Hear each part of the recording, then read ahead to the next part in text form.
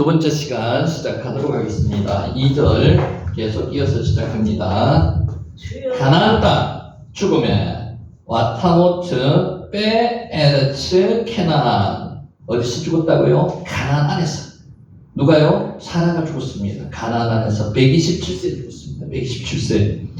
요새 100세 시대라고 이야기합니다. 100세 시대. 실제로 100세 되시는 분들 많습니다. 그러니까 오래 사는 게 중요한 게 아니고요. 어떻게 해서 오래 사느냐가 중요합니다. 하나님의 은혜 가운데 오래 사는 게 중요하죠. 그것이 지금 뭡니까? 샬롬 평안입니다. 사라는요, 아들 이삭을 낳고 그때 하나님의 은혜 가운데 평안하게 오래 살았습니다. 127세까지. 아브라함도 가나안에 이주한 직후 한때는 기근과 흉년이 겹쳐서 애굽으로 이주하였습니다. 하나님께 물어보고 이주하였습니다. 자기 뜻대로 가나안에서 애굽으로 내려갔습니다. 하지만 이때도 약속을 땅의 잠시 떠났을 뿐이고요. 즉각 회개하고 돌아왔습니다. 하나님께서 여러분도 마찬가지고 잘못된 길로 가면은 돌이킬 수 있는 채찍을 하나님께서 드십니다. 아브라함도 그것을 겪었습니다. 바로 돌아왔습니다. 근데 바로 돌아와야 돼요. 쉬고 바로 해야 되는 거죠. 애굽에서 나와서 약속의 땅으로 돌아왔습니다. 이후에 계속해서 가나안에 머물렀습니다. 몇 년 동안 머물렀다고요? 사라가 죽을 때까지 72년 동안 머무르다가 사라는 127세로 지금 죽는 겁니다. 무트, 죽다는 뜻입니다. 여러분, 무트, 앞으로 우리하고 좀 친해야 될 단어가 무트입니다. 무트, 죽다가 무트거든요. 누구나 인간은 죽습니다. 겁내하실 필요 없습니다. 죽는 게 뭐라고? 세상 사람들은 죽으면 끝입니다. 근데 우리는 죽으면 주소 이전입니다. 지구에 있는 주소가요, 하늘나라로 이전하는 겁니다. 그게 죽음입니다. 그래서 죽는 게 두려워할 필요가 절대로 없습니다. 죽으면은 그때부터 영혼이 다시 시작되는 거예요. 엘람이 다시 시작되는 거예요. 올람. 자, 그가 가나안 땅이 하나님께서 자신과 자신의 후손에게 허락하신 약속의 땅이라는 사실을 확신하는 믿음이 있었습니다. 다시 한번 읽을게요. 가나안 땅이 하나님께서 자신과 자신의 후손에게 허락하시는 약속의 땅이라는 사실을 확신하는 믿음이 있었기 때문에 죽을 수 있었다는 겁니다. 가나안 땅에 머물 수 있다가 죽었다는 겁니다. 자, 이 놀라운 믿음이 있을 때 우리 믿는 자에게는 아무런 어려움이 없으더라도 아무리 어려운 일이 있더라도 능치 못함이 없을 것이라는 겁니다. 이런 하나님을 여러분 만나보셨습니까? 지금 사라는 뭐 때문에 지금 이런 믿음이 있었습니까?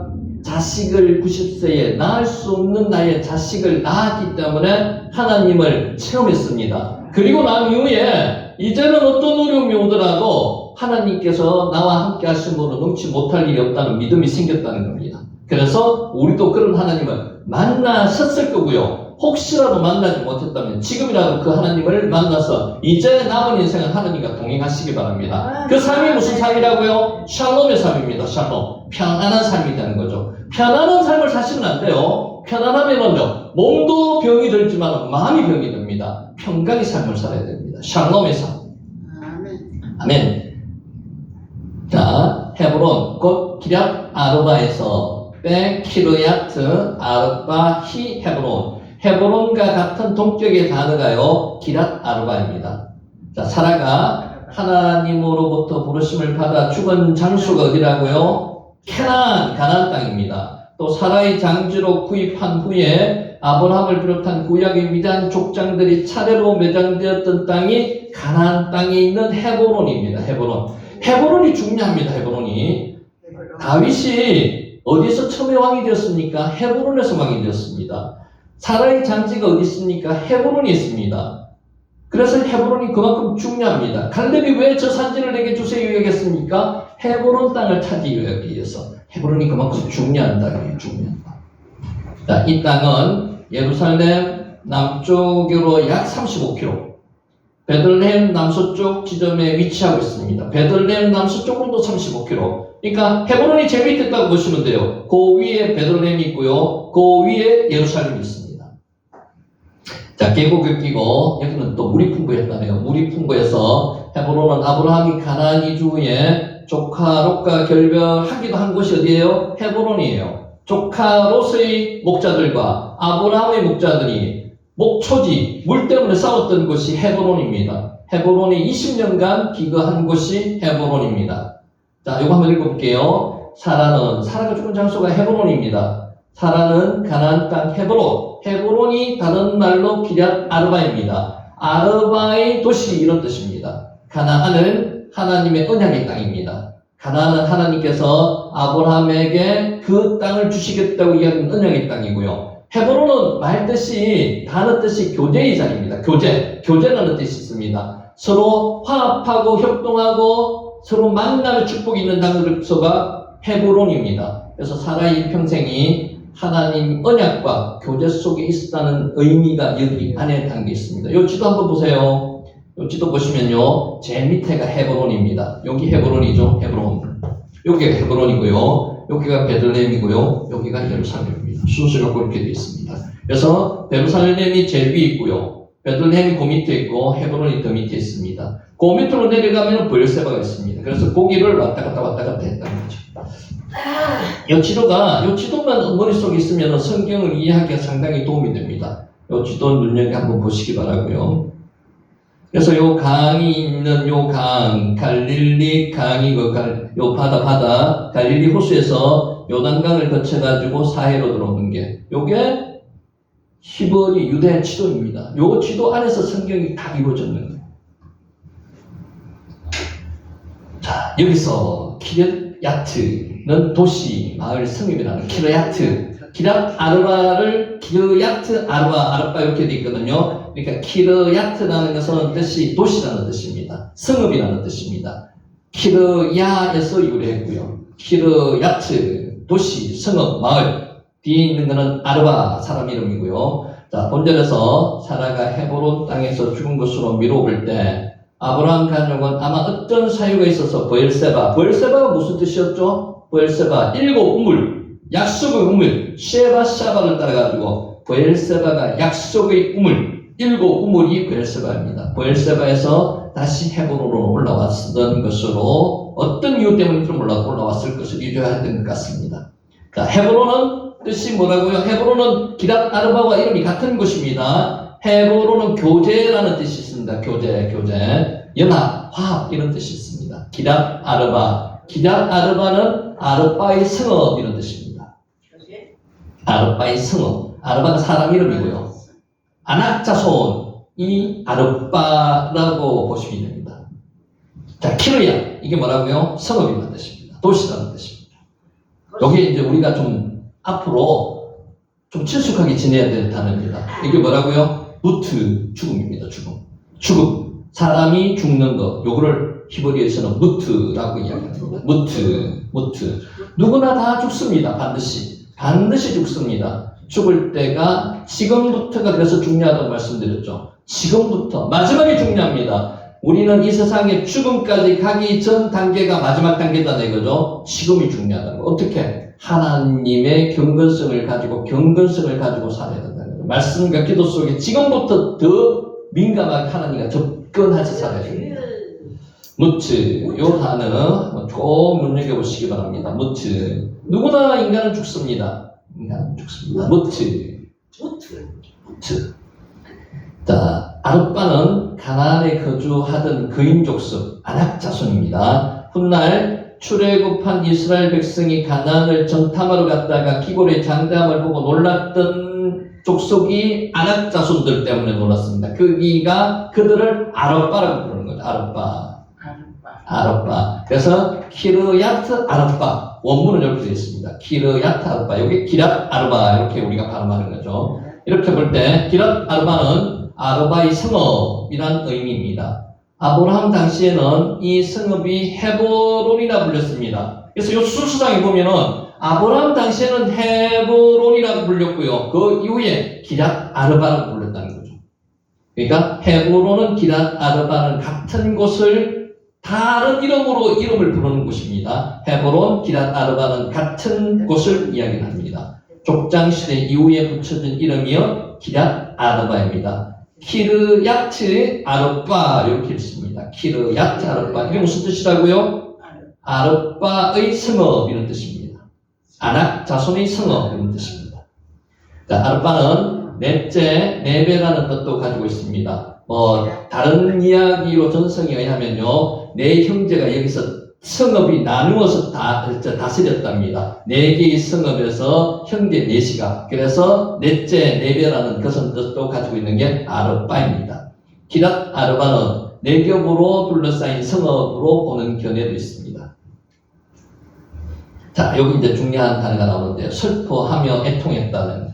슬퍼하는데, 우리나라하고 유대인 민족하고 너무 비슷한 면이 많습니다. 곡을 하면서 슬퍼합니다. 그 곡이 실제로 슬퍼서 곡을 하는 경우도 있지만 더 나름대로 의도하는 것을 잘 표현하기 위해서 곡을 했다는 겁니다. 그래서 곡을 해놓은 사람을 사기도 했습니다. 사가지고 곡하기도 했다는 유대민족은. 그래서 슬퍼하며 애통했다는 거죠. 사라의 죽음을. 리스포드 웨 리버 코타흐. 자, 여기서 리스포드에 나오는 게 사파드입니다. 사파드.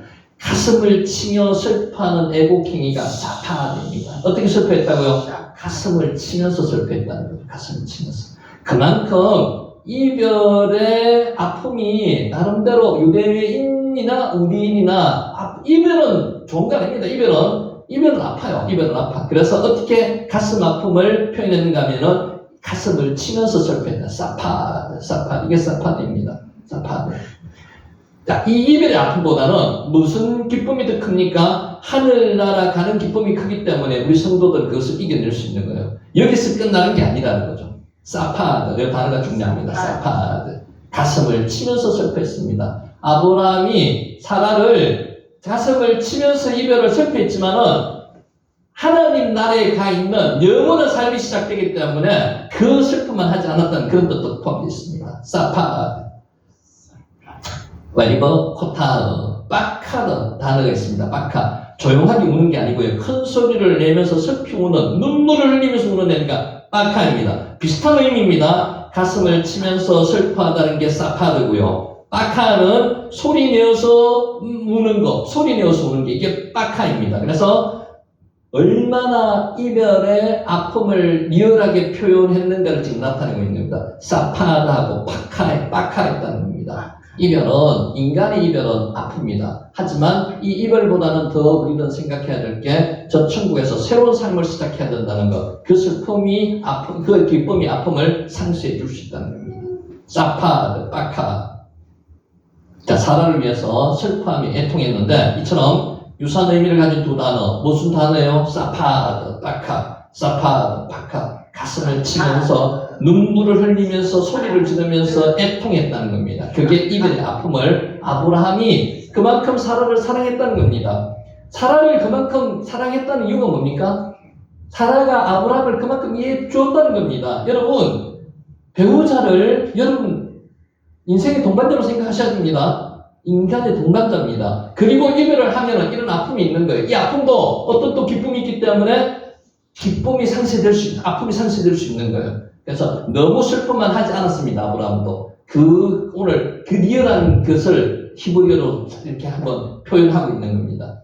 자, 한 절 안에서 두 단어가 한 절 안에서 겹쳐서 언급된 것은 아내의 죽음을 맞은 아브라함이 감당키 어려운 크나큰 슬픔 가운데서도 깊이 잠겨져 있음을 강조적으로 지금 보여주는 거죠. 자, 우리는 이제 나이가 들면은 누구나 배우자를 떠나보내야 됩니다. 내가 먼저 갈 수도 있고요. 배우자가 먼저 갈 수도 있습니다. 그러면 내가 남았다면은 나는 이제 배우자가 남은 것만큼의 삶까지도 감당해야 될 입장입니다. 그것을 잘 생각하셔야 돼요. 아브라함의 입장을 내 입장이라고 생각하고 한번 생각해 보시기 바랍니다. 여기 뭐라고요? 사파드. 슬퍼하다. 가슴을 치면서 슬퍼하는 게 사파드입니다. 이거 보면은 어떤 느낌이 드세요? 하나님께서 우리를 향한 이 아픈 마음을 표현하는 게 사파드가 아니겠습니까? 그렇지 않겠습니까? 하늘에서 지금 우리를 내려다보시면서 보고 계시면서 사파드 하고 계실 겁니다. 어떨 때는요 정말로 안타까워하는 사파드 하는 경우도 있을 겁니다. 가슴을 치면서 안타까워하는 이 아픔, 슬픔, 사파드입니다. 슬퍼하다. 그리고 이게 빠카입니다. 눈물을 흘리면서 나름대로 슬퍼하는 게 이게 빠카입니다. 그래서 사파드 빠카는 의미 자체가 비슷한 거를 다른 단어로 연결해 했다는 걸 강조하는 겁니다. 그만큼 슬픔이, 아픔이 컸다는 겁니다. 누구한테요? 아브라함한테 컸다는 거예요. 빠카, 통곡하다는 거죠. 뿐만 아니라 한글 성경에서는 기록되어 있지 않았지만 웨리브 코타흐의 의미가 아흐라는 의미가 있습니다. 그녀를 슬퍼했다는 겁니다. 누구요? 사라를 슬퍼했다는 겁니다. 그래서 사라를 위해서 슬퍼하고 애통했는데 한글 성경보다 하나 더 있는 단어가 원어에 있습니다. 누구를? 그녀를, 사라를 슬퍼하고 애통했다는 겁니다. 그러니까 사라에 대한 슬퍼하고 애통했다는 것을 정말 리얼하게 지금 원문으로 표현하고 있는 거죠. 자, 본문 중간에 사라를 위하여, 내 사라를 위하여, 내 사라 여기 있습니다만은 또 추가해가지고 반복해서 기록한 것은 아브라함의 슬픔이 그녀의 죽음으로 인한 것이라는 사실을 강조하고 있는 거예요. 아브라함이 이렇게 가슴을 치며 슬퍼했던 것은 평생에 동고동락했던 인생의 동반자입니다. 사라가 신앙의 조력을 잃었는, 신앙의 조력자를 잃었는 데 대한 슬픔이라는 거죠. 여러분 한번 생각해 보세요.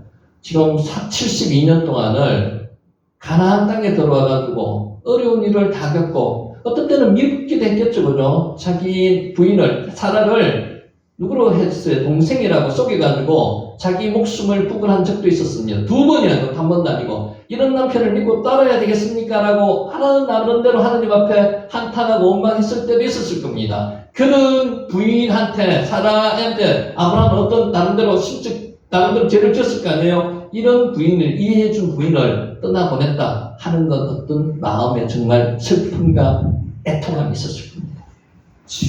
자, 요게 애통하다에 하나 더 단어가 추가되면은요, 누구를 애통했다? 그녀를 애통했다는 겁니다. 사라 그녀를 애통했다. 자, 한편 사라의 죽음에 대해서 아브라함의 크게 슬퍼하는 모습을 볼 때에 하나님께 대해서 위대한 신앙의 소유자였을 뿐만 아니라 자신의 아내를 진심으로 사랑했던 좋은 남편이었다는 것도 알고 있습니다. 신앙의 소유자는요, 깊은 신앙의 소유자는요, 배우자만 사랑하는 게 아니고요, 가족 전체를 사랑합니다. 그러니까 내 가족을 무시하고 신앙의 위대한 사람이 될 수 없습니다. 1번이 가족입니다. 가족에 대한 사랑이 깊은다는 거죠. 그게 누구예요? 아브라함. 따라서 이전에 그가 자신의 아들 이삭을 하나님께 제물로 드리려고 했던 것 역시 인간의 무정함이나 자식이 완전히 사랑하지 않기 때문에 뭘 인정한 상태에서 제물로 드렸다는 게 아니에요. 광신도적인 열정 때문이 아니고 인간의 사랑보다는 누구에 대한 사랑이 더 컸기 때문에, 하나님에 대한 사랑이 더 컸기 때문에, 하나님을 신뢰하고 따르는 믿음이 더 컸기 때문에 이삭을 바칠 수 있었다는 겁니다. 어떤 분은 보면요, 하나님을 위한다고 가족을 완전히 무시하고 내지는 가족을 버리는 경우도 있어요. 그거는 옳지 않다는 거예요. 가족을 하나님 사랑하듯이 가족도 사랑해야 됩니다. 어떤 사람들은 하나님에 대한 신앙만을 강조하여서 다른 사람이나 특히 가족들에게 소홀하거나 무정하게 행동하는 경향이 있지만은 이것은 올바른 신앙이 아니라는 거죠. 하나님을 사랑하면요, 가족을 사랑합니다. 자, 그러나 하나님을 진심으로 올바르게 사랑하는 사람들은요, 하나님에 대해서 절대적인 순종의 신앙을 보일 뿐만 아니라 제1번이 하나님이라는 거죠. 가족이나 주위의 사람들을 자신보다 더 사랑하고 아낄 줄 아는 사람이라는 겁니다.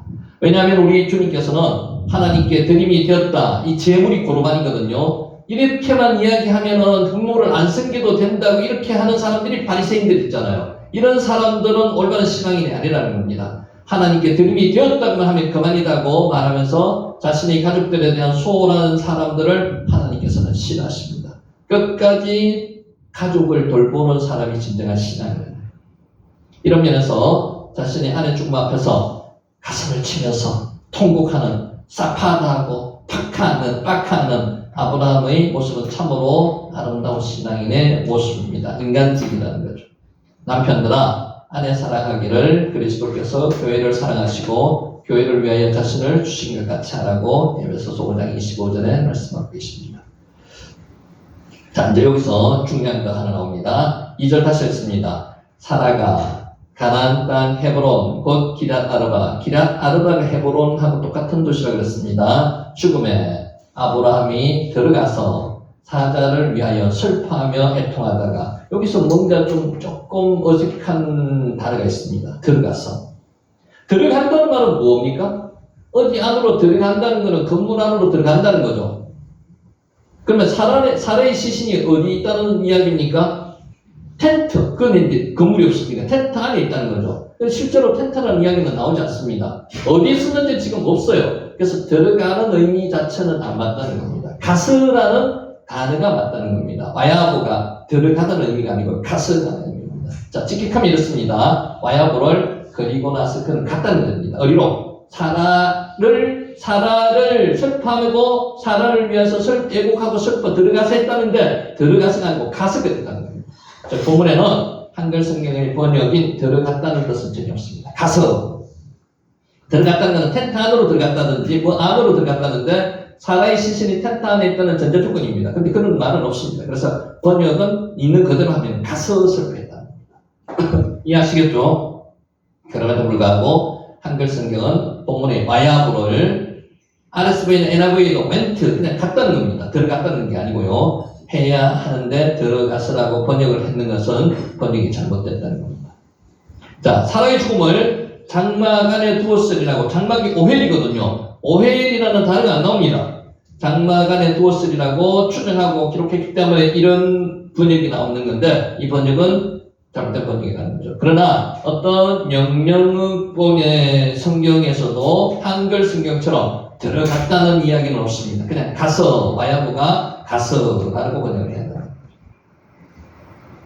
3절 그 시신 앞에서 일어나 나가서 헷 족속에게 나가야 된다. 이것도 마찬가지입니다. 나갔다는 것은 들어왔기 때문에 나가는 게 아니에요. 그죠? 그러니까 들어온 것도 아니고요. 나간 것도 아닙니다. 그냥 왔다가 가는 겁니다. 나가서가 아니고요. 자, 일어나 나가서 와야콤입니다. 그러니까 콤이라는 건 아까 쿰 일어나다는 뜻이거든요. 떠났다는 겁니다. 그냥 떠났다는 겁니다. 자, 직역하면은 그리고 나서 그는 일어났다 이런 뜻입니다. 즉 본문에서는 한글 개역 성경의 번역에서처럼 나갔다 이런 뜻은 전혀 없는 거죠. 그러니까 오헬이라는 텐트라는 단어가 없기 때문에 들어왔다 나갔다의 의미가 없이 그냥 왔다 갔다 이런 뜻만 있다는 거죠. 들어와서 나갔다 이런 의미는 없다는 겁니다. 그럼에도 불구하고 한글성경은 본문의 와야콤을 일어나서 나가서 일어나 나가서라고 번역했다는 것은 잘못됐다. 이런 의미를 다시 한번 말씀을 드리고요. 자, 시신 앞에서 일어나 나가서 헷 족속에게 말하여 이르되 아브라함이 이처럼 애국하고 중지하고 애국하는 것을 중지하고 일어난 것은 아내의 장례 절차를 밟기 위함이었습니다. 그래서 슬퍼할 수만 없습니다. 이제 나름대로 준비를 해야죠. 장례치를 준비를 해야죠. 그럼에도 아브라함은 아내의 육신이 죽은 것을 매우 슬프게 여겼다는 것이고요. 사람을 창조하신 하나님께서 그의 영혼을 보살필 것을 믿었기 때문에 이제 슬픔만은 하지 않았다는 겁니다. 하늘나라로 간 것을 믿었기 때문에. 따라서 잠깐 동안은 아내의 죽음을 애도했습니다. 우리도 마찬가지입니다. 항상 배우자의 죽음에 대해서 슬퍼하고 있을 수만 없습니다. 이제는 그분의 남은 사명을 내가 감당해야 되고요. 하늘나라에 계신 그분에 대한 부분을 죽음 안 돼가시면 슬퍼만 하고 있어서는 안 된다는 겁니다. 장례 준비를 위해서 일어날 수 있었다는 겁니다. 그의 시신 앞에서 일어나 나가서 헷 족속에게 말하이르되 여기서 헷 족속이 우리 세계사 시간에 보면 히타이트족입니다. 히타이트족. 철기 문명을 가장 먼저 사용한 민족이 히타이트족입니다. 그 안에 헤트. 자, 본장에서만 모두 8번 언급되는 게 헷 족속. 가나안 7족 중에 한 족속입니다. 아들. 이게 누구의 아들인가 하면요. 함의 손자이고 가나안의 아들입니다. 가나안이 뭐죠? 노아로부터 저주를 받은 아들이 함의 손자 가나안입니다. 함의 아들 가나안. 함의 아들 가나안이 노아의 손자죠. 저주받은 사람. 자, 헷 족속은 헷의 자손으로서 소아시아 수리아 지방을 근거지로 하여 철기 문화를 꽃피운 막강한 히타이트족입니다. 자, 본절 언급되고 있는 아브라함 당시 헷 족속은 수리아 땅의 히타이트 족속이 아니라 그 족속에서 갈려 나오는 족속입니다. 이들로부터 분리되어 가나안 땅에 정착한 그들의 분파가 헷 족속입니다. 그들의 조상이 철기 문명을 가장 먼저 사용한 세계사에 기록된 히타이트족입니다. 이들은 아브라함 당시에는 헤브론과 브엘세바를 중심으로 거처를 삼고 살았습니다. 훗날 이스라엘 백성들이 출애굽할 때는 아모리 족속과 여부수 족속과 함께 주로 가나안 산간에서 살고 있었습니다. 이들이 누구라고요? 헷 족속, 히타이트 족속입니다. 자, 4절. 나는 당신들 중에 나그네요. 거류하는 자이니 당신들 중에서 내게 매장할 소유지를 주어 내가 나의 죽은 자를 내 앞에 내어다가 장사하게 하시오. 여기 아브라함이 뭐라고 고백했습니까? 나그네라고 고백했습니다. 거류하는 자라고 고백했습니다. 여러분, 우리는 이 세상이 우리가 영원히 살 것이 아닙니다. 우리는 나그네입니다. 그러니까 이 세상에서는 우리는 나그네로 살 뿐이기 때문에 내 끈을 만들기 위해서 노력하다가 죽어서는 안 된다는 겁니다. 그냥 하나님께서 주신 것을 누리다가 죽으면 되는 거지 여기서 모으려고 하는 것은 안 되는 겁니다. 나그네입니다. 깨르 웨토샤브 거류하는 자로 번역된 깨르 길에서 벗어나다는 뜻을 가진 꿀에서 나왔습니다. 꿀르 일정한 거치 없이 돌아다니는 자를 이렇게 이야기합니다. 깨르 꿀르. 자, 나그네로 번역된 토사브는 안다는 뜻이 있는 야사브에서 유래했고요. 일정한 지역에 거주하기는 하지만 개인 소유의 땅은 가지지 못한 자 또는 일용 근로자를 말하는 게 토샤브입니다. 그래서 깨르 토샤브는 비슷한 의미를 가진 것을 두 개 중복해서 썼다는 겁니다. 나그네요 거류하는 자이니. 자, 아브라함은 하나님으로부터 가나안 땅을 약속받기는 했지만은 60년이 지난 현재까지 지금 몇 년 지났다 그랬죠? 72년, 정확히는 72년입니다. 당시까지도 스스로 가르쳐 나그네 우가는 자로 자처할 정도로 그 약속은 아직 온전히 성취되지 못하고 있는 겁니다. 지금 그래서 23장이 중요하다는 거예요. 23장이 무슨 장이라고요? 23장은 그 약속하신 가나안 땅을 처음으로 하나님께서 아브라함에게 땅을 주시고 그것을 계약하게 만들었다는 겁니다. 공식적으로 하나님께서 아브라함의 땅을 허락하셨다는 겁니다. 자, 여기까지 하고 이제 정리하겠습니다. 자, 마지막 이걸로 정리하겠습니다.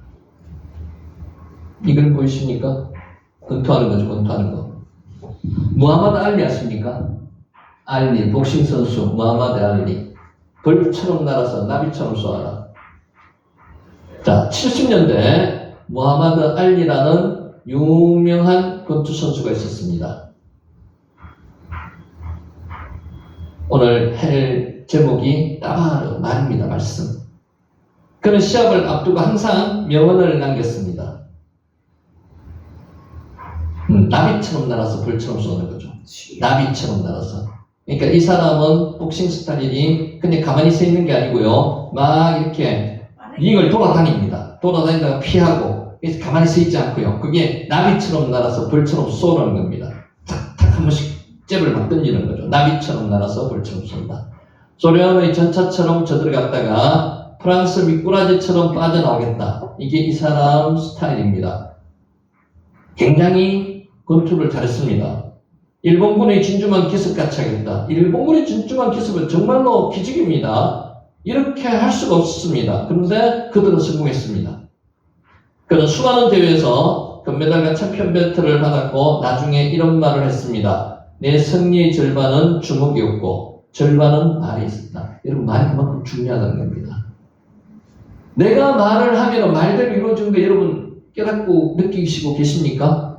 말대로 됩니다. 내가 부정적인 말을 하면요 부정적으로 됩니다. 에이고 죽겠다. 지금 이제 점점 닮아가는 분이 많아져요. 엄마 아버지 그런 이야기 들으면 저런 말을 하시면 안 되는데 라고 막 핀잔도 주고 했는데 그렇게 닮아가지 않습니까? 그 말 조심하셔야 돼요. 그런 말 하시면 안 된다는 거죠. 내 승리의 절반은 주먹이었고 실력이었고요. 나머지 절반은 어디 있다고요? 말이 있다는 겁니다. 말에. 나비처럼 날아서 벌처럼 쏘아. 이처럼 말에는 놀라운 힘이 있습니다. 하나님께서 말에 권세를 주셨어요. 기도가 중요한 이유가 그거 아닙니까? 말에 권세가 있습니다. 말에는 세 가지 힘이 있습니다. 보세요. 첫째로 각인력이 있습니다. 각인, 새겨 넣는다는 거죠. 각인력이 있습니다. 내가 말하면 내 말이 내 속에서 새겨져요. 내 말하는 대로. 죽겠다 그러면 그게 부정적이게 내한테 새겨진다는 겁니다. 각인력이 있습니다. 어느 대뇌학자는 내 세포의 98%가 말의 지배를 받는다고 했습니다. 말을 조심하셔야 돼요. 프랑스의 유명한 약사이자 체면술의 대가였던 에밀 쿠에는 환자들에게 이 말을 반복해서 하도록 했습니다. 어떤 말을요? 나는 날마다 모든 면에서 점점 나아지고 있다. 실제로 나아지는 게 아닌데 말을 이렇게 하기에 체면술을 하듯이 그렇다는 거죠. 이야기하겠다는 거죠. 그러면은 말대로 되는 확률이 많습니다. 말대로 됩니다. 나는 점점 좋아지고 있다. 나는 오늘도 행복하다. 하나님께서 나와 함께 하신다. 말이 사실을 그렇게 만든다는 겁니다. 부정적인 말은 그만큼 사람을 최하게 만드는 거고요. 긍정적인 말은 그만큼 사람을 흥하게 만든다는 겁니다. 자, 그는 이 체면요법을 통해서 환자들의 몸과 마음을 치료했습니다. 우리도 마찬가지입니다. 내가 좀 아픈 데 있잖아요. 나는 점점 좋아지고 있어. 지금 나이가 드시면 조금 어디라도 아픕니다. 그것을 말로 극복할 수 있습니다. 아이고하게 이렇게 하다가 끝내버리면 안 된다는 거죠. 나는 점점 좋아지고 있어. 하나님이 더 나아지게 만드실 거야. 오늘 하나님께서 낫게 하실 거야. 말로는 둘째로 말에는 견인력이 있습니다. 끌고 가는 게 있어요. 말을 하면 그쪽으로 끌려간다는 거죠. 있습니다. 견인력. 따마릅니다. 말을 하면 뇌에 박힙니다. 뇌가 알아차립니다. 뇌는 신경을 지배하게 되고요. 그리고 한다고 하면은 하게 되고요. 못한다고 하면은 못하게 되는 겁니다. 한다. 나는 할 수 있다. 노래도 저 복음성에도 있잖아요. 할 수 있다. 하시니는 할 수 있게 만들어 주신다는 거예요. 성공한 사람들은 세 가지 말을 절대로 하지 않았습니다. 어떤 세 가지요? 그것은 없다. 없지 않습니다. 있습니다. 잃었다. 잃지 않습니다. 얻었습니다. 더 이상은 안 된다. 이제 할 수 있습니다. 더 이상 안 된다. 이런 말 하지 않는다는 거다. 그것은 없다. 잃었다. 더 이상은 안 된다. 말하지 않는다는 겁니다. 우리가 성공하기를 원한다면 항상 적극적인 말, 긍정적인 말을 해야 된다는 겁니다. 희망이 담긴 말, 미래지향적인 말을 해야 된다는 거죠. 말에 힘이 있습니다. 견인력, 각인력이 있다는 거죠. 자, 셋째로 말에는 성취력이 있습니다. 말 한 대로 됩니다. 각인력이 있고요, 견인력도 있고요, 실제로 그게 이루어진다는 겁니다. 말을 하면은 말 한 대로 이루어진다는 겁니다. 노만 빈센트 필 박사에게 어느 청년이 찾아와서 물었습니다. 어떻게 하면 세일즈를 잘할 수 있을까요? 그래서 필 박사는 청년에게 조그마한 카드를 주고 받아 적으라고 했습니다. 나는 훌륭한 세일즈맨이다. 이게 해법이 될 수 있을까요? 될 수 있습니다. 이렇게 이야기하면은 그 말한 대로 성취된다는 거죠. 나는 세일즈 전문가다. 계속 말하게 하는 거예요. 나는 모든 준비가 되어 있다. 말하면 말한 대로 성취한다는 겁니다. 나는 프로다. 나는 내가 만나는 고객을 친구로 만든다. 나는 적시 행동한다. 필 박사는 청년에게 그 카드를 갖고 다니면서 계속 반복해서 외우라고 했습니다. 내게 능력 주시는 자 안에서 내가 모든 것을 할 수 있느니라. 말한 대로 하나님께서 왜 그 구조를 주시겠어요? 말한 대로 된다고 주시는 겁니다. 성취력이 있습니다. 청년은 그 카드를 간직하고 되풀이해서 읽었습니다. 고객을 방문하기 전에 몇 번씩 되풀이해서 읽으면서 자기 자신에게 다짐했습니다. 이렇게 반복하는 동안 기적이 일어났습니다. 이게 믿지 않는 성경 말씀이 아니고요. 일반 영업사원이 이 말을 계속 반복해서 영업에 성공했다는 겁니다. 이런 사람이 이 말이 성공이 된다면 성경에서는 하나님의 말씀은 반드시 성취된다는 겁니다. 자신에 대한 긍정적인 말이 그 청년을 유능한 세일즈맨으로 바꾸어 놓았습니다. 이 말 한마디가 바꾸어 놓는다는 거죠. 우리 속담에도 말의 위력을 교훈하는 말들이 많이 있습니다. 웃고자 한 말이 사람 잡는다. 이래서는 안 된다는 거죠. 말 한마디로 천년 빛을 갚는다. 말의 중요성을 교훈하고 있습니다. 여러분 어른들 옛날에 애들 보고 뭐라고 이야기하는 줄 아십니까? 흥해라. 코가 막 나오니까 코를 흥해서 풀으라는 뜻인데 그것을 어른들은 자주 했어요. 흥하라는 거죠. 흥하라는 거. 흥하라는 이런 뜻만 있는 게 아니고 잘 되라는 겁니다. 그러면 잘 된다는 겁니다. 여러분 손자들에게 아침에 문자 하나씩 넣어보세요. 오늘도 하나님께서 너와 함께 하실 거야. 긍정적인 이야기 한 번씩 넣어줘 보세요. 그러면은 아무것도 안 읽었지만은 실망하고 좌절하고 포기한 애들도 일어납니다. 말이 그만큼 힘이 있습니다. 사람의 말도 힘이 있는데 하나님의 말씀은 얼마나 힘이 있을까요? 그래서 여러분은 기도의 어른들이 되셔야 되고요. 사람들에게 희망을 주는 어른들이 되셔야 된다는 겁니다. 하나님께서 그것을 여러분의 마지막 사명으로 주셨는 거예요. 말 한마디가 인생의 성공과 실패를 좌우하게 만듭니다. 이것을 여러분은 체험하셨지 않습니까? 체험하셨으면 하나님이 주시는 그 말씀을 가지고 자식들을 위해서, 자녀들을 위해서 기도해 주고요, 축복해 주고요. 요새 문자 다 보내실 수 있잖아요. 문자 하나씩 넣어주고요. 그게 정말로 요새 애들이 얼마나 힘들 줄 압니까? 굉장히 힘듭니다. 정말로 어떤 면에서는 벼랑 끝에 있는 애들이 많습니다. 그것을 어른들이, 우리 할머니, 할아버지들이 끌어줘야 됩니다. 성경에서도 말에 대해서 많은 교훈을 하고 있습니다. 선한 말은 꿀송이 같아서 마음에 달고 뼈에 양약이 되느니라. 선한 말. 위에 읽었는데 선한 말은 꿀송이 같아서 마음에 달고 뼈에 양약이 되느니라. 여기 잠언서 16장 24절에 나옵니다. 추프. 꿀송이가 추프라고 합니다. 나음이 선한, 좋은 이런 뜻이고요. 마토크가 아름다운 이런 뜻입니다. 마르페가 양약이라는 뜻이고요. 오늘 복잡해서 읽지는 않았고요. 예수님은 말씀하셨습니다. 내가 진실로 너에게 이르노니 누구든지 이 산들어 들리어 바다에 던져지라 하며 그 말하는 것이 이루어질 줄 믿고 마음에 의심하지 않으면 어떻게 된다고요? 그대로 되리라. 이게 그냥 성경에 나오는 그냥 말씀이 아니에요. 말이 끝나는 게 아니에요. 이 말은 무슨 힘이 있다고요? 성취력이 있습니다. 사람의 말도 성취력이 있는데 하나님의 말씀은 성취력이 있을까요? 없을까요? 있습니다. 분명히 있습니다. 그런데 우리는 이것을 그냥 머릿속에만 넣고 끝나서는 안 된다는 거죠. 많이 경험해 보셨죠? 그런 하나님 만나보셨죠? 그러면은 그것을 정말 실전에서 자주 사용하셔야 돼요. 만나거든요. 축복하라 말씀하세요. 만나거든요. 사람들에게 희망을 주는 말씀을 하세요. 그러면 그대로 됩니다. 근데 혼자서라도 말을 어떻게 해요? 우리가 보통 습관상 부정적인 말을 많이 하거든요. 그런 말씀을 삼가해야 된다.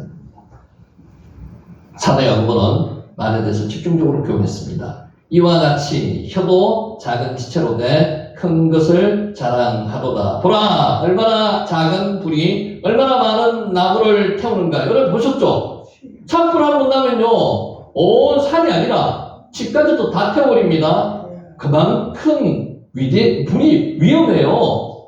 작은 불이 큰 불이 됩니다. 그러면 말도 마찬가지입니다. 작은 나의 말 한마디가 부정적으로 쓰이면은요, 사람을 정말로 극단적인 선택까지 하게 만들 수 있는 게 사람이 회이고 말이라는 거죠. 그 말이 긍정적인 말을 하면요, 사람을 살리기도 한다는 겁니다. 하나님의 말씀을 하셔야 됩니다. 말의 위력이 숲을 태우는 불과 같다는 것입니다. 레오나르도 다빈치는 인류 역사에 수많은 업적을 남겼습니다. 몇몇 특정한 분야에서만이 아니라 다방면에서 재능을 발휘한 팔방미인이요 천재였습니다. 다빈치는 어렸을 때 무척 소극적인 아이였습니다. 말도 잘했습니다. 집에 밖에 나가는 것조차 싫어했답니다. 다른 사람들 앞에서는 힘없는 아이였습니다. 이런 사람들은 어디 나가면 말 잘하는 겁니다.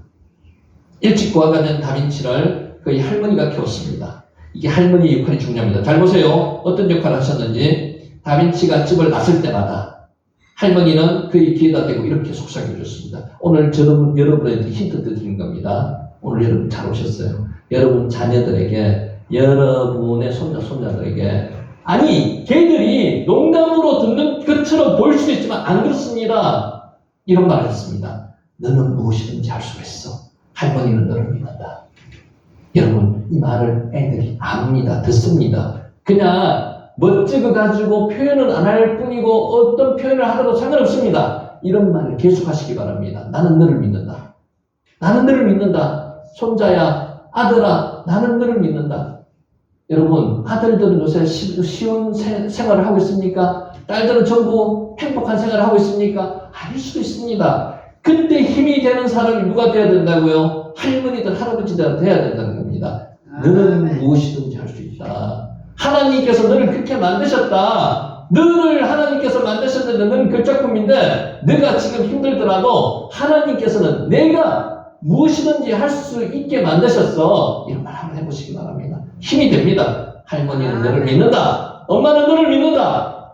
저는 이제 엄마 아버지가 다 돌아가셨지만 이런 엄마 아버지가 그립습니다. 그렇지 않습니까? 그러면은 여러분의 자식들을 위해서 여러분 인생이 얼마 남지 않았습니다. 매번 지금 얼마 남지 않은 그때 이런 것을 한번 하나님의 말씀을 한번 시험해 보시기 바랍니다. 아들이 변합니다. 할머니는 숨을 거두는 날까지 한 번 하고 말하는 게 아니에요. 날마다 그 말을 해주셨습니다. 누구한테? 레오나르도 다빈치한테. 위대한 사람은 그냥 이뤄주는 게 아니에요. 위대한 사람은 그 뒤에 조력자가 있습니다. 이런 말을 해주는 할머니, 할아버지, 엄마, 아버지가 있었다는 거예요. 그렇게 되기 때문에 위대한 사람이 태어나는 겁니다. 할머니는 숨을 거두는 날까지, 죽으면서까지도 그런 말을 한다고 한번 생각해 보세요. 얼마나 힘이 있겠습니까? 날마다, 매 순간마다 우리는 말의 근수와 능력을 믿고 말을 가르쳐야 됩니다. 여러분, 나이가 들면요, 입의 제어가 잘 안 됩니다. 이게 훈련하셔야 돼요. 기도로서 훈련하셔야 돼요. 축복의 말, 행복하게 만들어주는 말, 사람들이 나름대로 힘을 얻는 말, 이런 말을 하게 해달라고 하나님께 기도하셔야 됩니다. 말에 입에 실수를 하면 안 돼요. 나름대로 그런 이야기 해가지고 굉장히 자녀들과 관계가 서먹해지는 경우도 많이 봤습니다. 그렇게 하게 안 되려고 기도하셔야 됩니다. 긍정적인 말, 기적을 이루는 말, 행복을 가져오는 말, 나는 좋은 뜻으로 이야기했는데 받아들이는 사람이 그렇게 못 받아들이는 게 있어요. 그런 거를 하지 않게 해달라고. 기도가, 왜 기도가 필요합니까? 그것 때문에 기도가 필요한 겁니다. 그래서 기도하시고 자녀들에게 축복의 말, 축복하는 기도, 그런 말을 해주시기 바랍니다. 남을 살리는 칭찬과 격려의 말, 성공을 불러오는 말을 해야 된다는 거죠. 하나님 저에게 지혜를 주세요. 저에게 입에 근세를 주셔서 축복하는 말을 하게 해주세요라고 기도하셔야 됩니다. 지금 저와 여러분이 인생의 후반전을 마감을 잘 해야 되는 이유가 크게 있습니다. 그것이 우리가 해야 될 사명입니다. 우리의 말이 인생의 성공과 실패, 생과 사를 좌우합니다. 그것이 여러분의 손자, 손녀들, 아들, 딸, 우리 주변에 있는 믿지 않는 사람들의 마음과 몸을 희망으로 바꿔줄 수 있다는 말이 될 수 있다는 말입니다. 말의 근수와 능력을 깨닫고 말로써 인생을 여러분 스스로가 나도 바뀌지만은 주변에 있는 나의 가장 사랑하는 사람들을 바꾸시는 축복받는 여러분이 되시기를 예수님의 이름으로 축원합니다. 아멘. 기도드립니다.